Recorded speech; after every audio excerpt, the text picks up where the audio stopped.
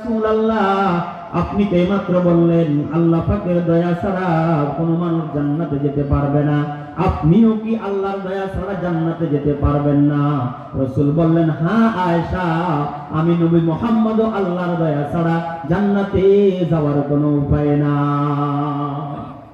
আল্লাহর দয়া ছাড়া দুনিয়ার কোনো মানুষ, এমনকি আমাদের নবী পর্যন্ত জান্নাতে যেতে পারবে না। দ্বিতীয় নম্বরে জান্নাতে যেতে লাগবে নবীর সুপারিশ। নবীর সুপারিশ আমাদের দরকার আছে না নাই? কথা বলেন। নবীর সুপারিশ ছাড়া কবর বলেন, মিজান বলেন, ফুলসিরাত বলেন, আখিরাত বলেন, হিসাব বলেন, সকল জায়গাতে নবীর সুপারিশ আমাদের প্রয়োজন। ঠিক না বেটি?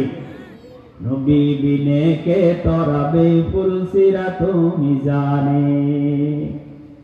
ফুলসিরাত বলেন, মিজান বলেন, কবর বলেন, সব জায়গাতে নবীর সুপারিশ ছাড়া কোন মুমিন জান্নাতে যাওয়ার কোন উপায় নাই। নবী আমার জীবন বরে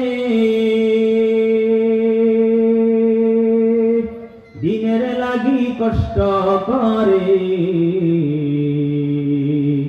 নবী আমার জীবন বরে দিনের লাগি কষ্ট করে,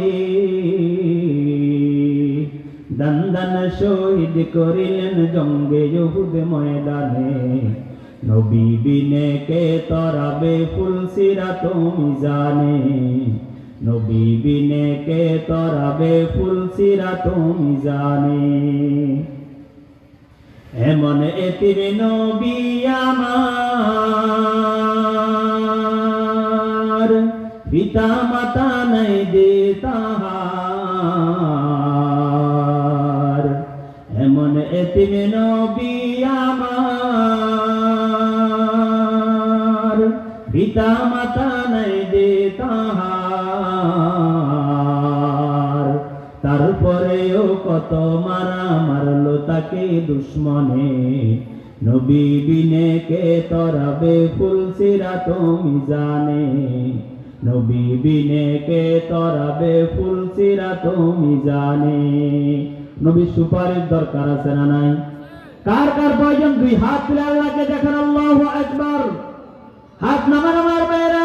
নবীর সুপারিশ আমাদের যদি প্রয়োজন হয়, আল্লাহর পয়গম্বর মুহাম্মদ আরবি সাল্লাল্লাহু আলাইহি ওয়াসাল্লাম বলেন, আমার উম্মত তুমি আমার উপরে অধিক পরিমাণে দুরূদ পাঠ করো, তাহলে আমি নবী হাসরের ময়দানে তোমাকে খুঁজে জান্নাতের সুপারিশ করে নেওয়ার ব্যবস্থা করে দিব। হাসরের ময়দানে মা ছেলেকে চিনবে না, ছেলে মাকে